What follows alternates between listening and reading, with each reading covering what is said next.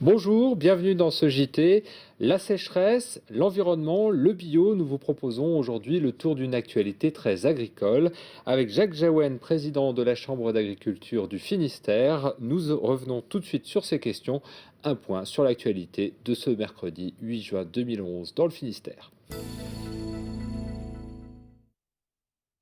C'est la sécheresse, 4 fois moins de pluie, 3 degrés de plus sur les moyennes de saison, un beau temps qui ne fait pas les beaux jours des agriculteurs. Jacques Jaouen, bonjour. Bonjour.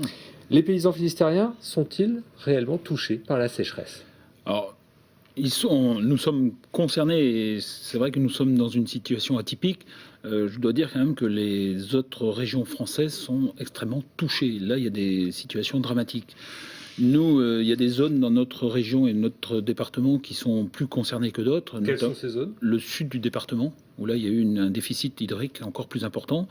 Maintenant, c'est vrai que ce qui se passera dans les jours qui viennent est extrêmement important. Et s'il y a de la pluie, comme a priori on nous annonce, ça permet au moins de sauver et de permettre aux cultures que l'on vient d'implanter d'avoir des récoltes suffisantes pour refaire des stocks pour l'hiver prochain, parce que c'est ça qui est important. Les cultures qui... Le maïs surtout, sachant que l'herbe à l'heure actuelle est pénalisée, parce que dès qu'il y a des températures assez élevées, un manque d'eau, elle ne pousse pas. Donc c'est vrai qu'on est dans une situation où on est obligé d'entamer les stocks qui sont prévus pour l'hiver, au moins pour l'été, l'hiver, et donc il faut à tout prix qu'on ait un peu d'eau de façon à pouvoir avoir la culture de maïs qui se développe suffisamment pour refaire des stocks. Et la ressource en fourrage aussi, puisqu'il y a beaucoup d'élevage dans le Finistère. Oui, la ressource en fourrage. Donc nous, les conseils que l'on effectue auprès des agriculteurs, c'est vrai qu'on le dit souvent, les stocks coûtent cher, mais ça coûte encore plus cher de ne pas en avoir, et donc de ne pas avoir la possibilité de nourrir ces animaux.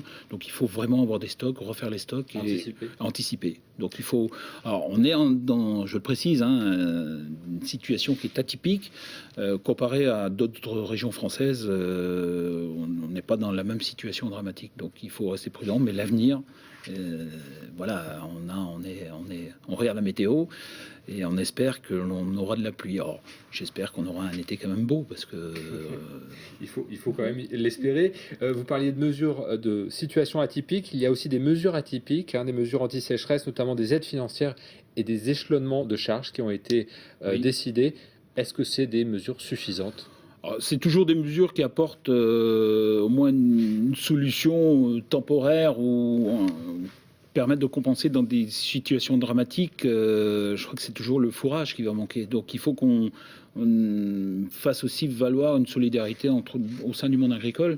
Et ce que l'on essaie de faire, c'est de dire aux producteurs de céréales, même chez nous, de conserver la paille de façon à pouvoir la vendre ou la mettre à disposition des éleveurs, de façon à passer ce cap difficile.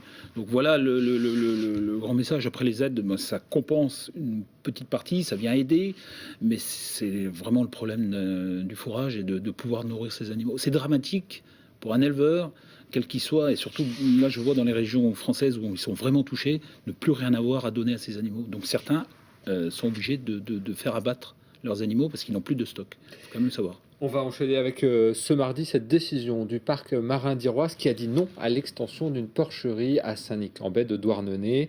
Le parc marin a rendu un avis défavorable sur cette demande d'extension de 10 000 à 11 000 têtes pour cette porcherie. La préfecture devra suivre cet avis.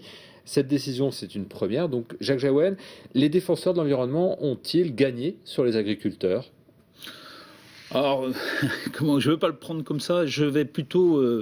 moi, je suis en colère. En colère d'abord parce que il y a suffisamment de commissions qui existent pour traiter nos dossiers. C'est-à-dire qu'on a le CODERS, qui est une commission où le Conseil général, l'association des maires, les associations environnementales sont présentes, les consommateurs, et donnent un avis sur nos dossiers. Ici, il y a le parc marin qui Dans lequel vous ne siégez pas? Si, on a un représentant qui était le vice-président d'ailleurs, André Sergent, mais il y a 35 ou plus de 35 membres.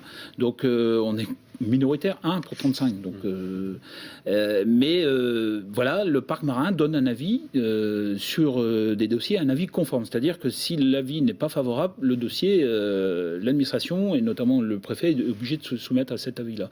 Ce qui est grave au-delà de ce dossier-là, parce que on va me dire, il y a un dossier, c'est que tout dossier du monde agricole concerné par le parc marin, c'est-à-dire toute exploitation qui est concernée par le parc marin, devra maintenant avoir un avis favorable du parc marin avant de savoir si son dossier peut avoir une suite favorable. Alors là, je me dis, ça suffit, quoi. C'est déjà suffisamment compliqué. On a une économie qui a besoin d'air. Du pouvoir du parc marin. Oui. Et puis, ça va peut-être surprendre ou choquer, mais l'idéologie prend le pas sur la réalité économique. Et ça, c'est grave. Là, on dérape. Et en même temps, le projet, 10 000 têtes de porc, aller jusqu'à 11 000, c'est quand même des unités qui sont énormes. Oui, alors si on prend le cheptel, on va me dire oui, il a suffisamment. Il y a des avis comme ça qui vont. Là, je demande. Le parc marin doit donner un avis sur les risques environnementaux. Quel que soit le dossier, de toute façon, on donne des garanties déjà auprès de l'administration, auprès des collectivités, en répondant à des questions, en disant voilà comment mon dossier va être traité, qu'est-ce que je vais faire sur mon exploitation pour respecter les règles environnementales, pour éviter d'avoir un impact sur l'environnement. Tout ça, déjà, on répond à ces questions-là. Et là, sur ce dossier-là, s'il y avait, parce que l'administration était favorable, il faut quand même le savoir, s'il y avait un avis à donner, c'est un avis vis-à-vis de son impact sur l'environnement. Et ici, on est sorti de cet avis-là en disant, on l'a en plus coupé le dossier en plusieurs parties, en disant, parce que c'est un dossier qui a été attaqué au tribunal administratif, donc dont l'avis avait été cassé, donc il était sur un avis temporaire. Ouais. Donc ils ont validé cet avis-là en disant, ok, on donne. Nous sommes favorables à la régularisation qui datait, mais par contre, pour la régularisation sur les 300 ou 400 places supplémentaires, on dit non.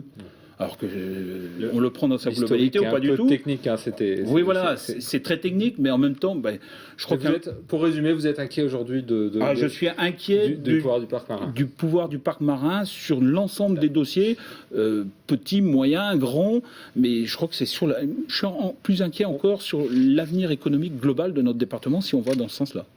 On va enchaîner avec, en Finistère comme en Bretagne, seulement 2% des terres qui sont cultivées en bio. Il faut dire que le chemin est long pour convertir une exploitation. Depuis le mois de mars, nous suivons 2 producteurs sur la voie du bio, Aurélien, le maraîcher, et Claudette, la productrice de lait. Claudette vient de passer un cap important. Reportage à Sizun et Envec avec Marina Dété. C'est le grand jour pour Claudette. Elle reçoit sur son exploitation un contrôleur de qualité France, un des organismes certificateurs de l'agriculture biologique. Une visite qui marque le début officiel de sa conversion en bio. Le contrôleur fait le tour des parcelles, visite le troupeau, visite les bâtiments et les lieux de stockage. Là, on prenait les aires de couchage pour les vaches laitières, de façon à calculer une aire de couchage par vache. Pour obtenir son label, Claudette doit répondre à un cahier des charges précis. Par exemple, chaque parcelle limitrophe à d'autres terrains conventionnels doit être séparée par une haie ou un talus. Interdiction d'utiliser des pesticides ou des engrais chimiques. Claudette devra même se séparer de ses fonds de bidon présents sur l'exploitation. Interdiction d'utiliser des OGM, limiter les traitements antibiotiques sur le troupeau et préférer des méthodes naturelles, type huiles essentielles. Des conditions qui n'effraient pas Claudette. Pour moi, ça ne change pas grand-chose, quoi. Donc maintenant, à partir de ce premier contrôle, j'aurai les points nécessaires pour que je sois admissible. Et puis après, je serai en bio au bout de 2 ans. Voilà. Après ce premier contrôle, sa conversion a l'air plutôt bien engagée. Claudette va pouvoir maintenant s'occuper de ses cultures touchées par la sécheresse, tout comme celle d'Aurélien. Au début, je n'avais pas encore acheté de matériel d'irrigation. Et du coup, j'ai des salades qui sont montées à graines, des épinards qui sont montés à graines. Les salades et épinards sont particulièrement sensibles à la sécheresse. Aurélien creuse actuellement chez lui une lagune de retenue d'eau qui sera en service l'année prochaine. En attendant, il a recours à une tonne à eau, une solution de repli temporaire et efficace pour sauver ses cultures. Seulement 2% des terres en bio, en Bretagne comme dans le Finistère. Jacques Jaouen, pourquoi, très rapidement, pourquoi aussi peu de terres en bio? Alors, je crois qu'il y a l'histoire un peu voilà, il y a le marché a mis du temps à se mettre en place. Là, à l'heure actuelle, c'est en plein développement et je peux vous dire que soit dans la production laitière comme dans la production légumière, il y a un développement de la production bio et ça va continuer. Donc le marché va être là, il y aura un développement et nous poussons dans ce sens-là.